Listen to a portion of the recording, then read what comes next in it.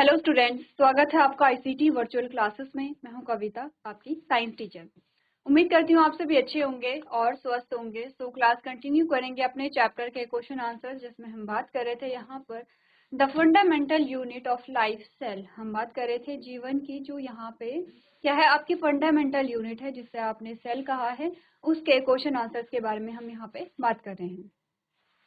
तो यहाँ पर देखते हैं चैप्टर में हमने कौन से क्वेश्चंस कर लिए हैं, नए क्वेश्चंस हमारे पास कौन से आते हैं, उसके बारे में यहाँ पर डिस्कस करते हैं। तो आइए स्टार्ट करते हैं। चलिए, ये जो आपके प्रीवियस क्वेश्चन है, इन्हें आप देखते रहेंगे कि किस किस प्रकार से आपने इन्हें सॉल्व किया है, कौन कौन से टॉपिक आपके पास यहाँ पर आए हैं। चलिए, लास्ट जो क्वेश्चन हमने सॉल्व किया था उसमें आपसे पूछा गया था यहाँ पर where are the essential protein and lipid required for cell membrane manufactured. यानी हमारे पास जो क्वेश्चन आया है उसमें आपसे कहा गया है कोशिका झिल्ली के लिए आवश्यक प्रोटीन एवं लिपिड का निर्माण कहाँ पर होता है। ऑप्शन हमारे पास आए थे, लाइसोसोम है, क्रोमोसोम है, एंडोप्लाज्मिक रेटिकुलम है, माइटोकॉन्ड्रिया है, या नन ऑफ द अबव है। यानी कि लाइसोसोम है, गुणसूत्र है, अंतःप्रद्रवी जालिका है, माइटोकॉन्ड्रिया, या इनमें से कोई भी नहीं है। तो आपका जो आंसर यहाँ पर आया था वो यहाँ पर है एंडोप्लाज्मिक रेटिकुलम। ठीक है, ऑप्शन नंबर सी आपका यहाँ पे आया था, करेक्ट आंसर था। अब हमने कहा ई आर यहाँ पर दो प्रकार के होते हैं, ठीक है, S E R and R E R. ठीक है, एस ई आर में होता है लिपिड का फॉर्मेशन और आर ई आर में होता है प्रोटीन का फॉर्मेशन। ठीक है, दोनों इसी के पार्ट है, दोनों क्या एंडोप्लाज्मिक रेटिकुलम के पार्ट हैं, और एक में लिपिड का फॉर्मेशन हो रहा है और एक में प्रोटीन का फॉर्मेशन हो रहा है। ठीक है, तो चलिए यहाँ तक की बात हम लोग कर चुके थे, आगे बढ़ते हैं। जो हमारा आज का क्वेश्चन आता है, इस क्वेश्चन को आपको होमवर्क में दिया गया था और पूछा गया था। एक बार स्टेटमेंट पढ़िए, स्टेटमेंट थोड़ा लंबी है, इसीलिए आपको क्या करना है, तोड़ तोड़ के पढ़ना है, समझना है चीजों को। क्वेश्चन में आपसे क्या बोला गया, जब भी लंबी स्टेटमेंट आती है तो उसका मतलब ये नहीं है कि वो टफ क्वेश्चन है। वहां पे क्या है, वो सबसे इजीएस्ट क्वेश्चन होता है, बस आपको लैंग्वेज को वहां पे समझना होता है। और जब भी आपको 2 या 3 लाइन का क्वेश्चन आपसे पूछा जाए, आप क्या करेंगे, यहाँ पर क्वेश्चन को तोड़ तोड़ कर पढ़ेंगे, ठीक है, और उसे समझेंगे। सेगमेंट में आपको उसे समझना है। अब सबसे पहले स्टेटमेंट को समझना है, आप ऑप्शन पे बाद में जाएंगे। पहले स्टेटमेंट को समझना है कि कहाँ से पूछा गया है, कौन सा टॉपिक लिया गया है, उसके बाद आप ऑप्शन पे यहाँ पे जा सकते हैं। तो पढ़ लेते हैं। सबसे पहले आपको क्या बोला गया है, द प्रोसेस, यानी कि एक प्रक्रिया के बारे में बात की गई है। ठीक है, एक प्रोसेस के बारे में आपसे बात की गई है। आपने कहा the process by which water moves through a semi permeable membrane. एक प्रक्रिया है जिसमें जो पानी है वो अर्धपारगम्य झिल्ली के माध्यम से क्या होती है, हमने कहा यहाँ पर मूव करता है। पानी एक अर्धपारगम्य झिल्ली से क्या कर रहा है, मूव कर रहा है। पहले स्टेटमेंट पूरी पढ़ते हैं, उसके बाद देखेंगे आपको क्वेश्चन कैसे सॉल्व करना है। The process by which water moves through a semi-permeable membrane from a region of high concentration to a region of lower concentration, thereby equalizing water concentration is called। आपने कहा वह प्रक्रिया जिसके द्वारा पानी एक अर्धपारगम्य झिल्ली के माध्यम से उच्च सांद्रता वाले क्षेत्र से कम सांद्रता वाले क्षेत्र में जाता है, जिससे पानी की सांद्रता बराबर हो जाती है, कहलाती है। क्या वह प्रक्रिया क्या कहलाती है, ये आपसे पूछा गया है। स्टेटमेंट पे बाद में जाएंगे, पहले पढ़ते हैं यहाँ पर ऑप्शन पे बाद में जाएंगे, पहले पढ़ते हैं स्टेटमेंट को। सबसे पहले आपको समझना है कि सेमी परमिएबल मेम्ब्रेन या फिर अर्धपारगम्य झिल्ली क्या है। दूसरा आपको समझना है कंसंट्रेशन या हाई कंसंट्रेशन और लोअर कंसंट्रेशन, यानी कि उच्च सांद्रता और कम सांद्रता आपको समझनी है। ठीक है, आपको सिर्फ दो यहाँ पे शब्द समझने हैं, सांद्रता के बारे में और यहाँ पर सेमी परमेबल जो मेम्ब्रेन है उसके बारे में। हमने जब बात की थी, यहाँ पर एक मेम्ब्रेन का नाम आया था,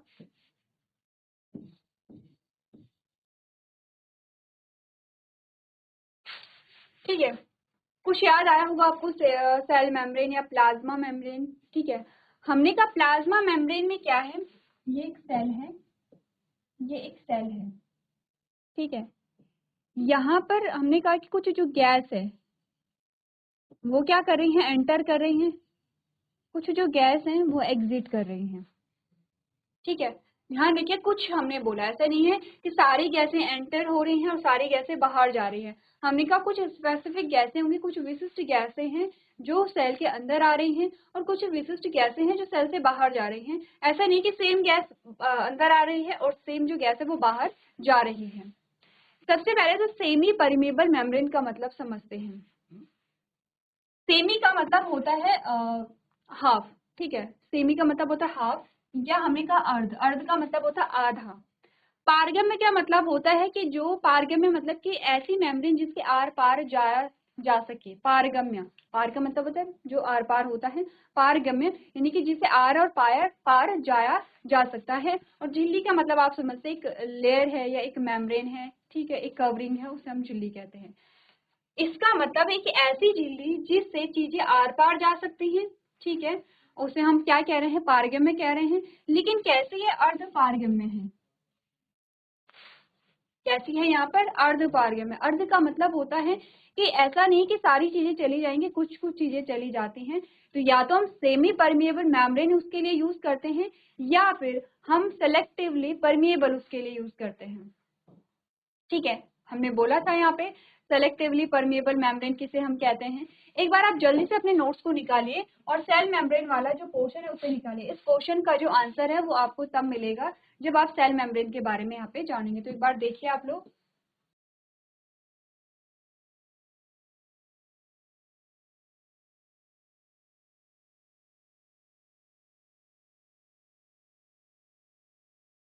चलिए, तो हमने कहा कि यहाँ पे अर्ध पारगम्य झिल्ली का मतलब है कि ऐसी मेम्ब्रेन जिससे चीजें आर पार तो जा रही हैं लेकिन पूर्ण रूप से नहीं जा रही हैं, कुछ जा रहे हैं कुछ नहीं जा रही हैं।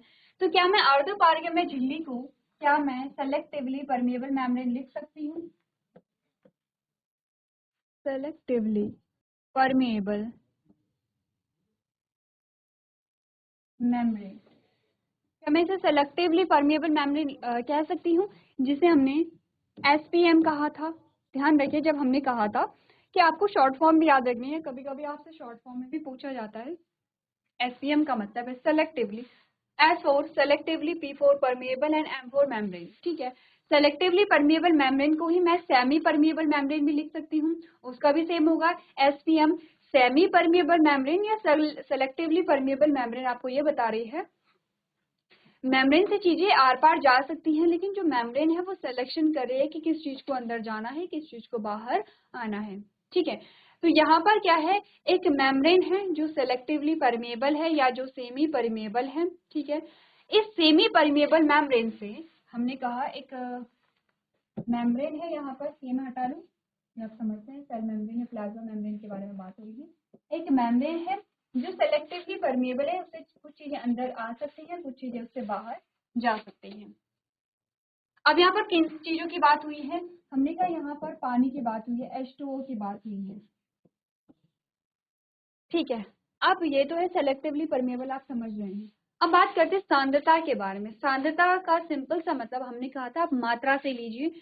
हमने कहा कि हमारे पास क्या है, 2 ग्लास है।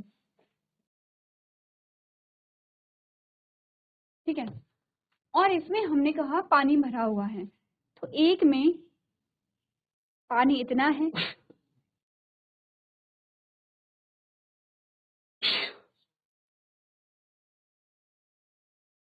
और एक में पानी इतना है।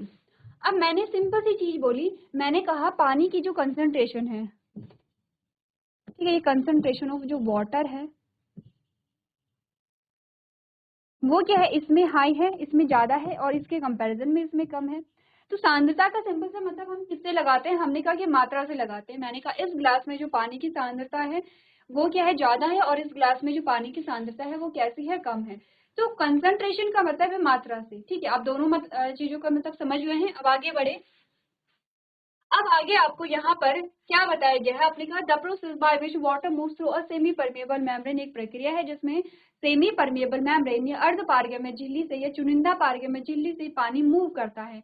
तो कैसे मूव कर रहा है, जो मूव करने की जो प्रक्रिया है या सीक्वेंस है वो कैसा है, from a region of high concentration, उच्च सांद्रता से, to a region of lower concentration, निम्न सांद्रता की ओर, ठीक है। Whereby equalising water concentration is called, आपने कहा वह प्रक्रिया जिसके द्वारा पानी अर्ध पारगम्य झिल्ली के माध्यम से उच्च सांद्रता वाले क्षेत्र से कम सांद्रता वाले क्षेत्र में जाता है, जिससे कि पानी की सांद्रता बराबर हो जाती है। कहाँ बराबर हो रही है? जहां से मूव कर रहा है और जहां की ओर मूव कर रहा है, ठीक है। अब इस बात को हम कैसे समझेंगे? देखिए, इस बात को हम ऐसे समझते हैं कि हमने कहा कि हमने क्या कर दिया है, यहाँ पे हमने क्या कर दिया है, यहाँ पर इन दोनों को कनेक्ट कर दिया है इस प्रकार से। अब आपने कहा कि क्योंकि हमने इन दोनों को कनेक्ट कर दिया है तो अब यहाँ पे क्या होगा, पानी मूव करेगा, ठीक है। पानी यहाँ से मूव करेगा यहाँ की ओर, और कब तक मूव करता रहेगा? आप सोचिए, इमेजिन कीजिए कि कब तक ये मूव करता रहेगा। ये क्या ये पूरा खाली हो जाएगा? हमने कहा नहीं, ये तब तक मूव करता रहेगा जब तक कि दोनों में जो पानी की मात्रा है वो बराबर ना हो जाए, ठीक है। क्या होगा? जब तक दोनों में पानी की जो मात्रा है वो बराबर ना हो जाए, ये तब तक क्या करेगा? मूव यहाँ पर करता रहेगा। तो यही चीज आपको यहाँ पर बता रखी है। अब आपसे पूछा कि इस प्रक्रिया को हम क्या कहते हैं, ठीक है, जिससे पानी जो है वो अर्ध पारगम्य झिल्ली से क्या कर रहा है, उच्च सांद्रता से निम्न सांद्रता की ओर यहाँ पे बह रहा है। तो क्वेश्चन में ये पूछा गया। अब मैं ये हटा देती हूँ, आप ये समझ गए होंगे। चलिए, अब बढ़ते हैं ऑप्शंस की ओर कि हम इन प्रोसेस को हम क्या कहते हैं। पहला ऑप्शन कह रहा है कि इस प्रक्रिया को हम इवेपोरेशन या वाष्पीकरण कहते हैं। दूसरा ऑप्शन कह रहा है इसे डिफ्यूजन या हम प्रसार कहते हैं। इसे विसरण लिख सकते हैं आप लोग। इसे क्या करेंगे आप? विसरण लिखिए तो ज्यादा बेटर, विसरण, ठीक है। इसे हम क्या कहते हैं? डिफ्यूजन या विसरण इसे कहते हैं। तीसरा है कि इसे हम क्या कहते हैं? ऑस्मोसिस कहते हैं, ठीक है। और नेक्स्ट आपका है ऑल ऑफ द अबव, यानी कि सारी प्रक्रियाएं क्या है, हम इनमें से कोई भी जो वर्ड है इसके लिए यूज कर सकते हैं। ये सारे वर्ड हम क्या करते हैं इस प्रक्रिया के लिए यूज करते हैं। इवेपोरेशन है, डिफ्यूजन है, ऑस्मोसिस है। लास्ट आपका ऑप्शन कह रहा है कि इनमें से कोई भी जो वर्ड है वो हम इस प्रक्रिया के लिए यूज नहीं करते। बेसिकली आपको बताना है इस प्रक्रिया का नाम क्या है। ये जो स्टेटमेंट आपको दी गई है इस प्रक्रिया का नाम क्या है। एक बार ऑप्शंस को देखिए, ठीक है, ऑप्शंस को सॉल्व कीजिए और अपने आंसर को यहाँ पे सेलेक्ट कीजिए।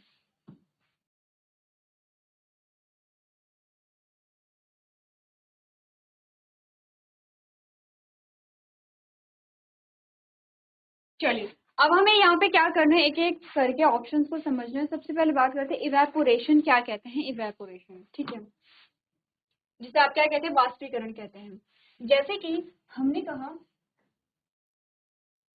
आपके पास आते हैं जल निकाय, और इन जल निकाय में क्या होगा? पानी होगा, ठीक है।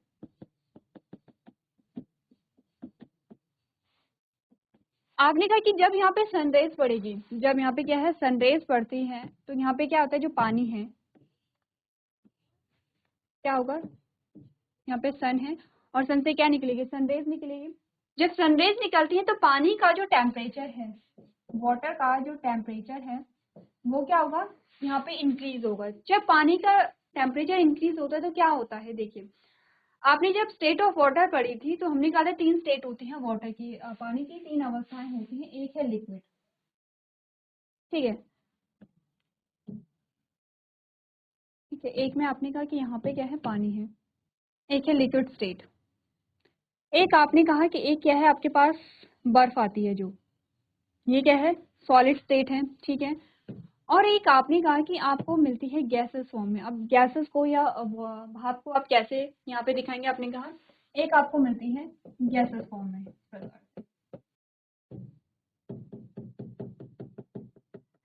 तीनों में अगर हम मॉलिक्यूल्स को देखें तो तीनों में मॉलिक्यूल्स की स्थिति कैसी है? अगर मैं गैस के मॉलिक्यूल देखूंगी तो ये है पानी के मॉलिक्यूल जो क्या है एक दूसरे से बहुत दूर दूर है, ठीक है। पानी के मॉलिक्यूल यानी कि H2O जो है, ठीक है, पानी के जो मॉलिक्यूल है वो क्या है एक दूसरे से दूर दूर है। अगर मैं पानी की बात करूंगी, ये है यहाँ पे, अगर मैं पानी की बात करूंगी तो पानी के जो मॉलिक्यूल है वो एक दूसरे से क्या है? पास पास है। किसके कंपैरिजन में? गैस के कंपैरिजन में। अगर मैं बात करूंगी बर्फ या सॉलिड के बारे में तो इसके जो मॉलिक्यूल है ये एक दूसरे से क्या है? एकदम सटे हुए हैं, चिपके हुए हैं। यहाँ पर जो इंटरसेल्युलर स्पेस ना के बराबर आप देखेंगे, ठीक है, क्लियर है? क्योंकि ये जो मॉलिक्यूल्स हैं ये एक दूसरे से अट्रैक्शन फोर्स के थ्रू क्या है, जुड़े हुए हैं। आपको केमिस्ट्री अगर आपने पढ़ी है तो केमिस्ट्री में आप पढ़ते हैं कि वो कौन सा अट्रैक्शन, वाटर मॉलिक्यूल के बीच में कौन सा फोर्स यहाँ पर लग रहा है, या कौन से बॉन्ड बन रहे हैं। अलग अलग बॉन्ड आपने पढ़े हैं यहाँ पर, ठीक है। जैसे हाइड्रोजन बॉन्ड होते हैं, जैसे वॉन्डर वॉल जो बॉन्ड होते हैं, अलग अलग बॉन्ड आप पढ़ते हैं यहाँ पे। तो आपको ये देखना है कि जो वाटर के मॉलिक्यूल है उनके बीच में कौन सा बॉन्ड बनता है। अब यहाँ पे जो वाटर के मॉलिक्यूल है इस प्रकार की स्थिति आपको देखने को मिल रही है। ये है गैसीय फॉर्म में। जब आप भाप कहते हैं, पानी का जो भाप होता है, वाष्प जिसे आप कहते हैं, या भाप जिसे आप कहते हैं, जब हम पानी को बॉईल करते हैं तो पानी से क्या निकलती है, भाप निकलती है। दूसरा हमने कहा यह है लिक्विड, कि गैस के कंपैरिजन में जब पानी लिक्विड फॉर्म में होता है तो उसके मॉलिक्यूल पास पास रहते हैं। और अगर हम सॉलिड को देखें तो पानी के जो मॉलिक्यूल है एकदम सटे हुए हैं, चिपके हुए हैं। इसीलिए जो बर्फ होती है वो सॉलिड होती है, ठीक है। ऐसा नहीं कि पानी जो बर्फ है, बर्फ का एक पीस यहाँ बह गया और एक पीस यहाँ बह गया। वो अलग बात है कि जब बर्फ पिघलने लगेगी तब ऐसा होगा, बट अगर पूरी बर्फ जमी हुई है तो वो क्या होता है कि बर्फ का, आपने कहा कि जिस भी शेप में आप रखेंगे वही शेप होता है वहां पे। पानी में आपने कहा कोई निश्चित आकार नहीं होते, जिस बर्तन में आप रखेंगे उसी बर्तन का रूप यहाँ पे पानी के मॉलिक्यूल ले लेते हैं।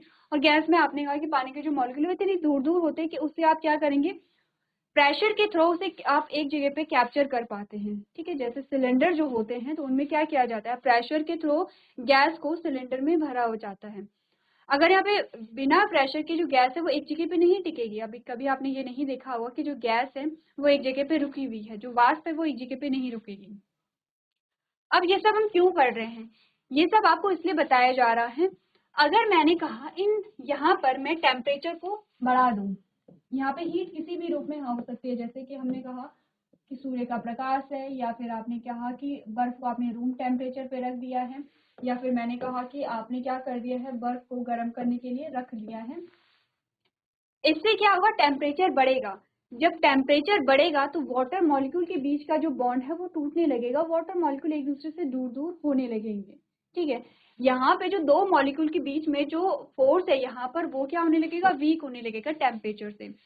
तो आप देखते हैं कि जैसे जैसे बर्फ का टेम्परेचर बढ़ता है, जब आप उसे रूम टेम्परेचर पे रखेंगे या उसे गर्म करेंगे, तो क्योंकि वहां पे टेम्परेचर बढ़ रहा है तो वाटर मॉलिक्यूल के बीच का जो अट्रैक्शन है वो कम होगा और वाटर मॉलिक्यूल धीरे धीरे क्या होने लगेंगे, दूर होने लगेंगे। और बर्फ से आप देखते हैं कि जो पानी बनने लगता है, लिक्विड फॉर्म बनने लगती है, ऐसा होता है।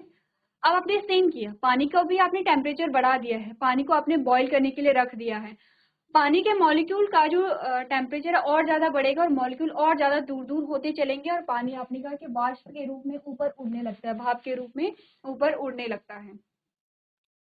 इसी प्रोसेस को अगर हम रिवर्स करें कि अगर आपने वाष्प का जो तापमान है वो बहुत कम कर दिया है, जैसे कि आपने पानी बॉईल किया, आप देखते पानी बॉईल हो रहा है और भाप निकल रही है। अब आपने क्या किया, गैस को बंद किया और ऊपर से ढक्कन रख दिया। वो जो भाप थी, जो भाप बन चुकी थी, वो क्या होती है, पानी के रूप में परिवर्तित हो जाती है जैसे ही टेम्परेचर कम होता है, ठीक है।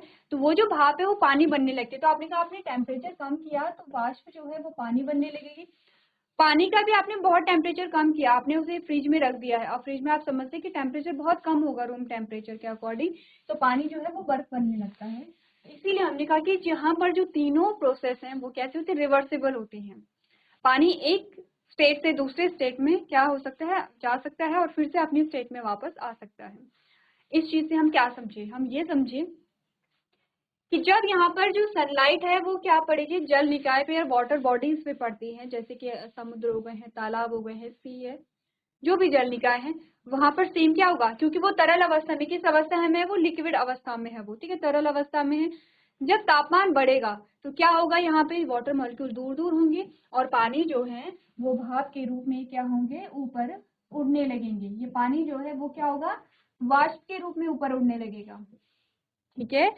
सेम जो प्रोसेस होती है जब आप कपड़े भिगोते हैं तो उसमें भी सेम प्रोसेस आपको देखने को मिलती है। आपने गीले कपड़े भिगोए, अब वहां पे सूर्य की रोशनी पड़ेगी, वहां पे क्योंकि कपड़ों में जो कपड़ों के जो तंतु होते हैं, तंतु आप समझते हैं, जब जो धागा होता है, आपने एक चैप्टर आपके पास आता है 6th 7th में, जिसमें आप एक चैप्टर का नाम है कि रेशे से वस्त्र तक, कुछ ऐसा है चैप्टर का नाम। तो आप पढ़ते हैं कि रेशा, रेशा कैसे बनते हैं, तंतु क्या होते हैं, इस प्रकार से जो तंतु होते हैं, जो धागे होते हैं, उनके बीच में होते हैं, होता है पानी, तभी जो कपड़े वो गीले हैं।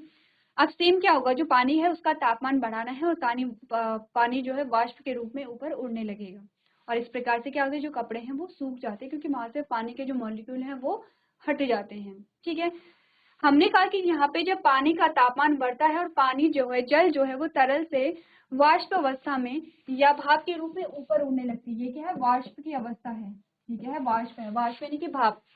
जब पानी जो है वो गर्म होकर के वाष्प के रूप में ऊपर उड़ने लगती है, इस प्रक्रिया को कहा जाता है इवेपोरेशन या वाष्पीकरण। ये क्वेश्चन का आंसर नहीं है, अभी हम सारी प्रोसेस पढ़ेंगे तब आप क्वेश्चन का आंसर यहाँ पे करेंगे। इसे हम क्या कहते हैं, इवेपोरेशन कहते हैं। इवेपोरेशन को देखिए और स्टेटमेंट पढ़िए। क्या इवेपोरेशन ये वर्ड है जो कि इस प्रक्रिया का नाम हो सकता है? एक बार देखिए आप लोग।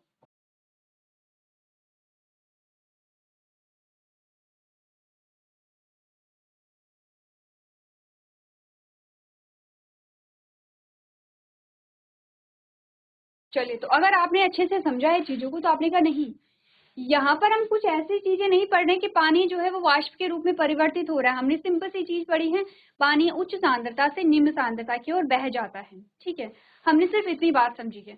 हमने ये नहीं कहा है कि पानी का जो तापमान है वो ज्यादा होगा, पानी तरल अवस्था से गैसीय अवस्था में परिवर्तित होगा, ऐसी कोई बात हमने की है यहाँ पे? नहीं की है। तो हमने कहा यहाँ पे इवेपोरेशन तो इसका नाम नहीं होगा, इसलिए ऑप्शन नंबर 1 तो हमारा आंसर नहीं होगा। अगर ऑप्शन नंबर 1 हमारा आंसर नहीं है तो ऑप्शन नंबर 4 भी हमारा हट जाता है, जिसमें आपसे कहा गया है कि यहाँ पे जितने भी टर्म्स है वो क्या बताते हैं हमें, वो जितने भी आपको टर्म्स है, जितने भी ऑप्शन दिए गए हैं वो सभी इस प्रक्रिया के नाम हैं। ठीक है, तो हमने इवेपोरेशन को हटा दिया है और हमने इस ऑप्शन नंबर 4 को हटा दिया है कि यहाँ पर क्या है, सभी जो हैं वो इस प्रक्रिया के नाम है। हमने कहा नहीं, क्योंकि ऑप्शन नंबर 1 तो इसका नाम नहीं है। अब हम बात करते हैं डिफ्यूजन। डिफ्यूजन में आपने क्या पढ़ा है? हमने कहा कि आपने सांस ली, ठीक है, आपने सांस ली, ये आपका क्या है, नेजल कैविटी है। नेजल कैविटी से ट्रैकिया आपका आता है। ट्रैकिया जो है आपका वो ट्रैकिड्स में कन्वर्ट हो जाता है और ट्रैकिड से यहाँ पर क्या बनने लगते हैं, ब्रोंकियोल्स बनने लगते हैं और एल्विलाई बनने लगती हैं। ये चीजें हमने पढ़ी थी। अब ये चीजें हम ना भी पढ़े, चलिए ये रहने देते हैं, हम एक सिंपल सा ऑप्शन लेते हैं। हम लेते हैं सेल को, कोशिका को। हम लेते हैं कोशिका को। इस कोशिका में था ग्लूकोज। ठीक है, बहुत बार हमने ये एग्जाम्पल लिया है। इस कोशिका में था ग्लूकोज और इसे तोड़ने के लिए हमें चाहिए थी ऑक्सीजन, क्योंकि जब ऑक्सीजन आएगी तो इस ग्लूकोज को तोड़ेगी और तब हमें क्या मिलेगा यहाँ पे, तब हमें एटीपी या एनर्जी हमें मिलती है। अब इस क्योंकि सेल में ऑक्सीजन नहीं है और इस सेल के बाहर बहुत सारी ऑक्सीजन है, इस सेल के बाहर क्या है, ब्लड वेसल्स है। इस सेल के बाहर क्या है, ब्लड वेसल्स यानी कि रक्त वाहिकाएं हैं। ये हैं आपकी रक्त वाहिकाएं और इसमें ऑक्सीजन ही भरी हुई है पूरी, इसमें पूरी ऑक्सीजन भरी हुई है। मैंने कहा यहाँ पर जो ऑक्सीजन की सांद्रता है वो उच्च है और यहाँ पे जो ऑक्सीजन की सांद्रता है वो क्या है, कम है। तो ऑक्सीजन क्या करेगी, उच्च सांद्रता से, ये पूरी ऑक्सीजन उच्च सांद्रता से निम्न सांद्रता में आ जाती है और ब्लड वेसल से जो ऑक्सीजन है वो अंदर आ जाएगी। जब अंदर आई तो क्या हुआ, अंदर आई तो देखने को मिला कि एटीपी का फॉर्मेशन होगा यहाँ पे और कार्बन डाइऑक्साइड बन जाती है यहाँ पे खूब सारी, जितना ग्लूकोज ब्रेक डाउन होगा उतनी कार्बन डाइऑक्साइड बनेगी। अब कार्बन डाइऑक्साइड की जो कंसंट्रेशन है वो यहाँ ज्यादा है और यहाँ पे जो ब्लड वेसल्स है वहां कम है। अब सेम वही चीज होगा कि ये जो कार्बन डाइऑक्साइड है वो हाई कंसंट्रेशन से लोअर कंसंट्रेशन में मूव करेगी और ब्लड वेसल्स में चली जाती है और ये जो पूरी कार्बन डाइऑक्साइड है ये यहाँ चली जाएगी।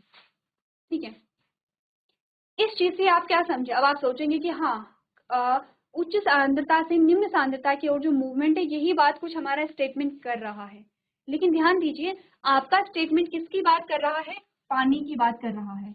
और आप किसकी बात कर रहे हैं यहाँ पर, आप बात कर रहे हैं गैसेस के बारे में। हमने पानी की बात की है यहाँ पे? नहीं, हमने पानी की बात नहीं की है, हमने यहाँ पे गैसेस की बात की है। तो क्या हमारा जो आंसर है वो डिफ्यूजन हो सकता है? क्योंकि गैसेस में भी तो सेम हो रहा है कि हमने कहा उच्च सांद्रता से निम्न सांद्रता की ओर मूवमेंट हो रहा है। लेकिन देखिए अगर आपके पास सिंपल सा एक क्वेश्चन आता कि एक ऐसी प्रोसेस है जिसमें कोई भी जो चीज है, कोई भी सब्सटेंस है, वो हाई कंसंट्रेशन से लोअर कंसंट्रेशन में मूव कर रहा है और यहाँ पर पानी नहीं दिया जाता, तब आप अपना आंसर जो है वो सेकंड कर सकते थे, क्योंकि पानी का नाम नहीं लिया गया है। क्योंकि पानी का नाम लिया गया है और पानी का जो यहाँ पर आपने कहा, पानी जब हाई कंसंट्रेशन से लोअर कंसंट्रेशन में मूव करती है तो उसे डिफ्यूजन नहीं कहा जाता है। डिफ्यूजन जो वर्ड है वो हम गैसेस के लिए यूज करते हैं। किसके लिए यूज करेंगे? गैसेस के लिए यूज करेंगे। ठीक है, तो ध्यान रखिए डिफ्यूजन में भी सेम प्रोसेस हो रही है जो आप इस स्टेटमेंट में पढ़ रहे हैं, लेकिन हमने कहा कि ये हम कब यूज करते हैं? जब गैसेस के बारे में हम बात करते हैं। अब बात करते हैं ऑप्शन नंबर 3 के बारे में। ठीक है, कंफ्यूजिंग हो रहा है तो इसे ऐसे रखिए। ठीक है, अब बात करते हैं ऑस्मोसिस के बारे में। ऑस्मोसिस किसे कहते हैं? देखिए, आपने एक सॉल्यूशन लिया था, ये है बीकर। बीकर में आपने लिया सॉल्यूशन,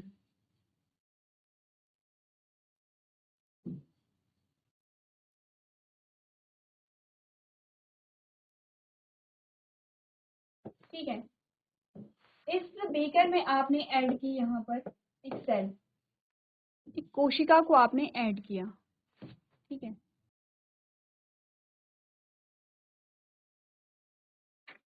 अब मैंने दो अलग अलग कलर, दो अलग अलग शेड इसलिए लिए हैं जिससे कि मैं आपको ये बता सकूं कि यहाँ पर बीकर है और बीकर में मैंने कहा ये जो पानी है, ये जो पानी है H2O कंसंट्रेशन, ठीक है, CONC क्या बताते हैं? कंसंट्रेशन को शॉर्ट में आप ऐसे लिख सकते हैं। इसमें जो वाटर कंसंट्रेशन है वो हाई है और ये जो सेल है ये क्या है? सेल है। ठीक है, और इस सेल में जो H2O कंसंट्रेशन है वो कैसी है? लो है। कंपैरिजन हम कर रहे हैं। ठीक है, कंपैरिजन किया जा रहा है कि यहाँ पर जो कोशिका है, कोशिका के अंदर जो पानी है वो कम है, किसके तुलना में? ये जो बीकर है इसकी तुलना में कम है। तो हमने कहा कि ज्यादा जो पानी की मात्रा है वो कहाँ है? हमने कहा इस बीकर में है। कम पानी की मात्रा कहाँ है? हमने कहा इस सेल में। तो क्या मैं कह सकती हूँ कि बीकर में जो पानी की कंसंट्रेशन है वो हाई है और जो सेल में पानी की कंसंट्रेशन है वो लो है। अब क्या होगा? पानी हाई कंसंट्रेशन से लोअर कंसंट्रेशन में जाएगा, यानी कि पानी बीकर से कोशिका में चला जाता है। ध्यान रखिए, जो सेल है यहाँ पर, सेल कैसी होती है? सेल की जो मेम्ब्रेन है यहाँ पर, ये क्या है? सेल मेम्ब्रेन है। ये सेल मेम्ब्रेन है या कोशिका झिल्ली है। और ये जो सेल मेम्ब्रेन है ये कैसी होती है? हमने कहा सेमी परमेबल मेम्ब्रेन होती है। ठीक है, और हमने कहा कि यहाँ पर क्या हो रहा है? जो पानी है वो उच्च सांद्रता से निम्न सांद्रता की ओर जा रहा है। तो हमने कहा सांद्रता भी हो रही है, उच्च से निम्न सांद्रता की ओर जा रहा है। क्या जा रहा है? हमने कहा पानी। यहाँ पर किसकी बात हो रही है? पानी की बात हो रही है। तो हम कह सकते हैं कि जब भी पानी अर्ध पारगम्य झिल्ली से उच्च सांद्रता से निम्न सांद्रता की ओर मूव करता है, उस प्रक्रिया को हम कहते हैं ऑस्मोसिस। क्योंकि हमने कहा जब विसरण, शब्द विसरण और ऑस्मोसिस दोनों में एक ही जैसी प्रक्रिया हो रही है। डिफरेंस सिर्फ इतना है कि विसरण की जब हम बात करेंगे तो हम गैसेस की बात कर रहे हैं और ऑस्मोसिस की जब हम बात करेंगे तो हम पानी की बात कर रहे हैं। तो क्या मैं कह सकती हूँ कि इस प्रक्रिया को हम क्या कहते हैं? ये जो आपको स्टेटमेंट दी गई है, इस स्टेटमेंट के अकॉर्डिंग हम इस प्रक्रिया को क्या कहेंगे? ऑस्मोसिस कहेंगे। यानी कि ऑप्शन नंबर 3 जो है वो आपका क्या होगा? यहाँ पे करेक्ट आंसर होगा। ठीक है, क्लियर है इतना? अब समझ आया कि हम इस प्रक्रिया को क्या कहेंगे? ठीक है, आप इसी प्रकार से आपको क्या करना है, जब आप क्वेश्चन सॉल्व करेंगे आपको सारे ही ऑप्शन पढ़ने हैं, जिससे कि आपके अब आपके 3 टॉपिक तैयार हो गए हैं। आपको पता है इवेपोरेशन किसे कहते हैं, डिफ्यूजन किसे कहते हैं और ऑस्मोसिस किसे कहते हैं। चलिए, तो इस प्रकार से आज का जो सेशन है हम यहीं पे एंड करेंगे। इसके आगे का जो सेशन होगा वो नेक्स्ट लेक्चर में हम इसे कंटिन्यू करेंगे। तो अभी तक क्लास में बने रहने के लिए आपका धन्यवाद।